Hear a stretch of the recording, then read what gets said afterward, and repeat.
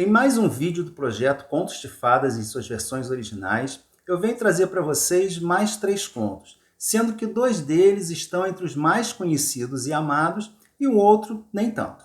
Já já, depois da vinheta.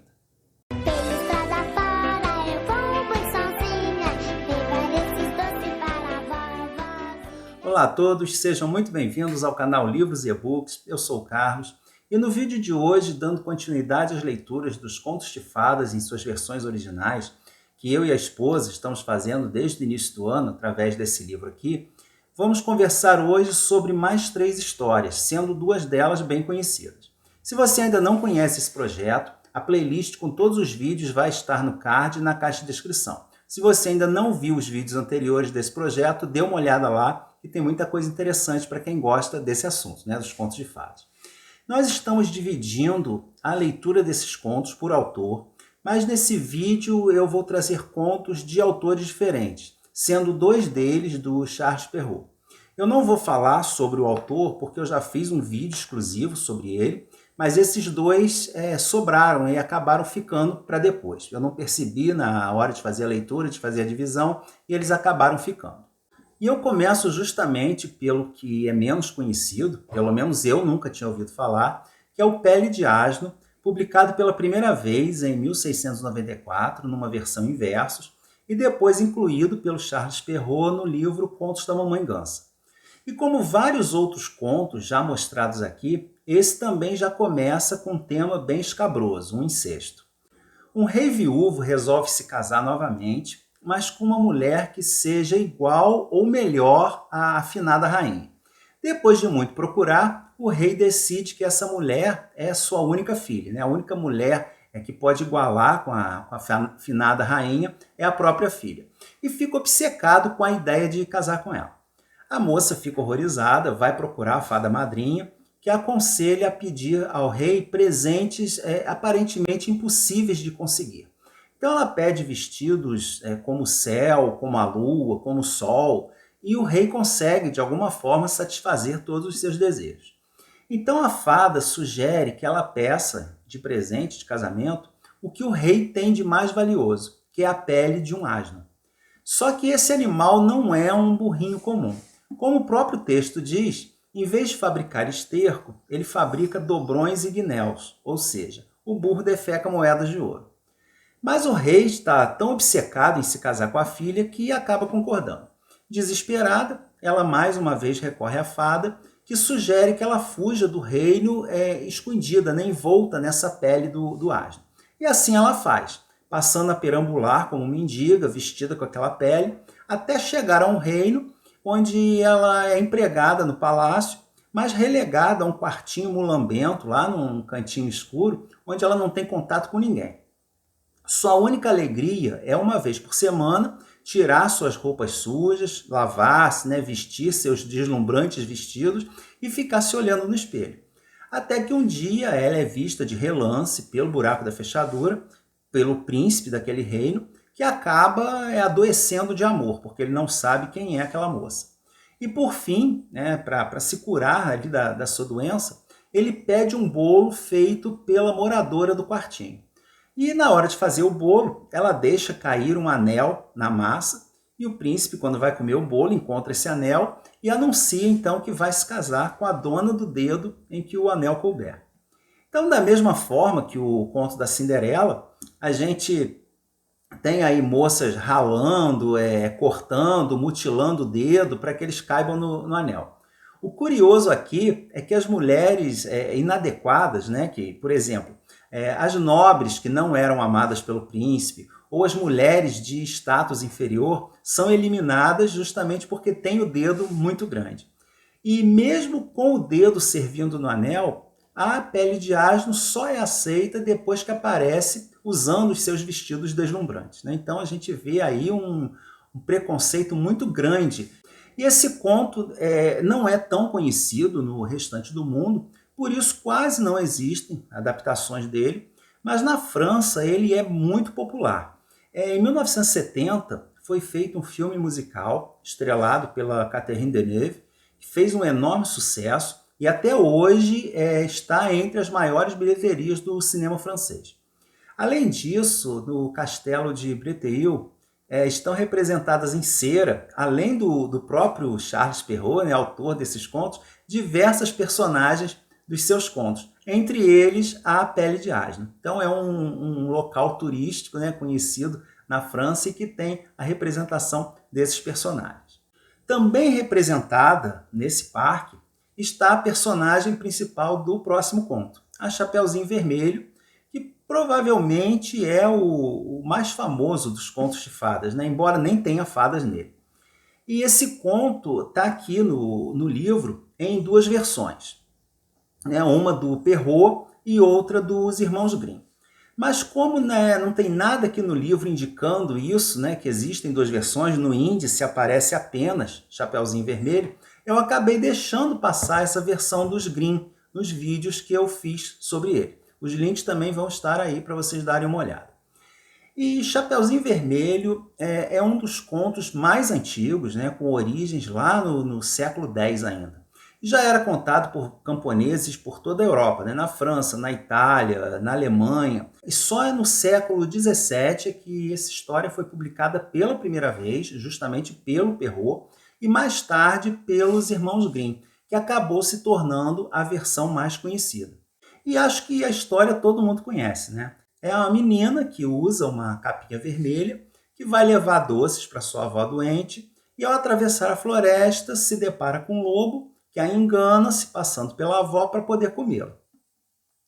Na história do Perrault, ele conta que é uma moça jovem, né, não diz que é uma menina, é uma jovem atraente, bem educada, que ao sair da sua aldeia é enganada pelo lobo, que come a velha e arma uma armadilha para a menina que termina sendo devorada, né? Não tem final feliz nessa história.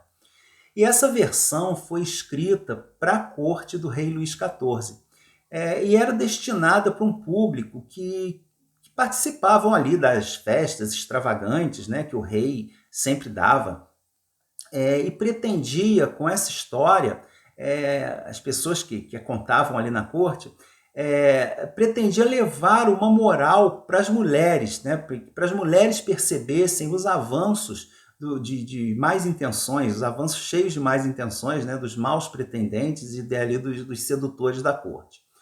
E um coloquialismo muito comum nessa época era dizer que uma menina que perdeu a virgindade tinha visto o lobo. Então era ali o eufemismo para a época, né? Então, por isso a história era muito clara, a simbologia dela era muito clara nessa ocasião, nessa época. No final do conto, a história, a moral da história, e que é um pequeno poema, é quase que explícita nesse sentido, né? Das mulheres, das moças tomarem cuidados com os avanços do lobo. E lá no século XIX, quando os irmãos Grimm compilaram as suas lendas populares, se vocês não conhecem a história dos irmãos Grimm, dê uma olhada nos vídeos sobre eles, aqui no projeto, né? Eles ouviram duas versões do conto. A primeira era bem parecida com a versão do Perrault, mas os irmãos modificaram o final, colocaram a figura do caçador que abre a barriga do lobo e tira a menina e sua avó, colocando pedras no lugar. A segunda versão, compilada pelos irmãos, é uma versão bem interessante, eu nunca tinha ouvido falar dela, e ela foi colocada então na história como uma extensão do conto original. E ela contaria assim, um possível segundo encontro da menina e da avó, agora já não tão ingênuos, com o lobo, que já está velho, já está grisalho. E essa segunda parte tem um desfecho bem parecido com a história dos Três Porquinhos. Eu gostei bastante dessa segunda parte, e como eu falei, né, eu nunca tinha ouvido falar nela. Como eu sempre destaco aqui nesses vídeos de contos de fadas, o meu propósito com a leitura desses contos é apenas literário, no sentido de conhecer mesmo os contos originais, né? Sem tentar fazer análises psicológicas, até porque eu não tenho esse tipo de conhecimento, mas esse em particular é um dos contos que mais gerou análises e teorias, né, nesse sentido psicológico, principalmente depois do Freud, do surgimento da psicanálise. e o que levou também a uma série de textos acadêmicos, né, sendo escritos sobre a história do Chapeuzinho Vermelho e suas possíveis implicações psicológicas. Então é um conto assim curtinho, mas ele é muito rico de simbologia. Logicamente, não poderiam faltar adaptações para o cinema, e duas delas são bem interessantes e adultas. Uma delas é A Companhia dos Lobos, de 1984, que uma jovem e ingênua camponesa ouve de sua avó histórias sobre os terríveis lobos que vivem na floresta e se disfarçam de homens para seduzir e devorar garotinhas. É o contrário, né? Os lobos ali se disfarçam. E em 2011 temos A Garota da Capa Vermelha, que é uma versão bem sombria do conto, onde um lobisomem assombra um pequeno vilarejo no qual vive a garota. E o conto também teve a sua versão do Teatro dos Contos de Fadas, estrelado pela Mary Steenburgen como a Chapeuzinho e o Malcolm McDowell como Lobo Mau. Curioso é que a Disney nunca fez uma adaptação do conto, mas a Chapeuzinho aparece em um desenho de 1922 dos Três Porquinhos. E eu tinha também uma versão em disquinho da coleção Historinhas de Walt Disney, que não sei de onde tiraram que era uma historinha de Walt Disney, mas além de ser também um dos títulos da famosa coleção de disquinho. E o terceiro conto é A Bela e a Fera, que também é um dos mais famosos de todos os tempos, especialmente depois do enorme sucesso do desenho da Disney. E para essa história existem duas versões originais, né? As duas são francesas. A primeira, de 1740, foi escrita por Madame de Villeneuve, e a segunda, de 1756, pela Madame de Beaumont. Na verdade, as duas contam a mesma história. E a segunda, que se tornou a mais conhecida, é uma versão condensada da primeira, que era bem longa. Aqui no livro mesmo, esse fato é mencionado, que essa versão da Madame de Beaumont foi escolhida porque a outra tem cerca de 90 páginas. Então não era muito viável para uma coletânea desse porte, né? E o conto relata a história da filha mais nova de um rico mercador, tinha 3 filhas, porém, enquanto as filhas mais velhas gostavam de ostentar luxo, de festas, lindos vestidos, a mais nova, que todos chamavam de Bela, era humilde, gentil, generosa, gostava de leitura, tratava bem as pessoas. E um dia esse mercador teve que fazer uma longa viagem. Enquanto as duas filhas mais velhas encomendaram vestidos, presentes e futilidades, a moça, preocupada com a segurança do pai, pediu apenas que ele lhe trouxesse uma rosa. Mas essa flor foi colhida justamente em um jardim que pertencia a um monstro, que impôs a ele uma condição, que ele deveria trazer uma de suas filhas para se oferecer em seu lugar. E a Bela acabou se oferecendo para isso, né? Mas acabou se apaixonando pela fera, que nada mais era do que um príncipe enfeitiçado. Da mesma forma que o Chapeuzinho Vermelho é um conto que deu margem a inúmeras interpretações psicológicas, né, especialmente em relação ao relacionamento da mulher com o lado bestializado do homem, ou do interesse amoroso de uma prisioneira pelo seu carcereiro, né, que mais tarde receberia o nome de Síndrome de Estocolmo. Também é um conto que sempre despertou bastante interesse, tendo várias adaptações desde a época do cinema mudo e muitas outras versões ao longo do tempo. Mas foi a partir do enorme sucesso do desenho da Disney que o conto caiu mesmo no gosto do grande público. Depois foi transformado em musical e teve sua própria versão com atores, né, de carne e osso pela própria Disney em 2017, estrelada pela Emma Watson.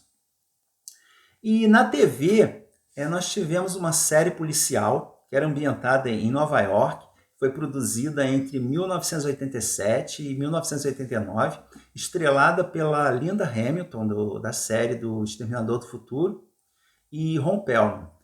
E essa série fez bastante sucesso, inclusive aqui no Brasil, e serviu de base para uma versão mais moderna, que estreou, se eu não me engano, em 2012. E esse conto também foi apresentado no Teatro dos Contos de Fadas, estrelado pelo Klaus Kinski e a Susan Sarandon. e também na série Era Uma Vez, os personagens aparecem. E por hoje nós ficamos com esses 3 contos, mas o projeto Contos de Fadas em suas versões originais continua. Eu vou deixar na caixa de descrição o link para a compra desse livro ou de qualquer outro produto através da Amazon, sendo que a minha comissão é repassada por uma instituição de assistência social, no caso a Casa de Apoio à Criança com Câncer São Vicente de Paulo, no Rio de Janeiro. Então é uma oportunidade para que você também ajude essa instituição que faz um trabalho tão bonito, tão importante, sem pagar nada mais pelo livro. Então, agradeço desde já se vocês puderem utilizar esse link para as suas compras na Amazon. Também vou deixar os links para algumas das obras citadas e também a playlist dos vídeos anteriores desse projeto. Obrigado por assistir esse vídeo. Não esqueça de deixar sua curtida, comentar o que achou, fazer a sua inscrição no Livros e-Books se estiver conhecendo o canal agora, e a gente se vê no próximo vídeo.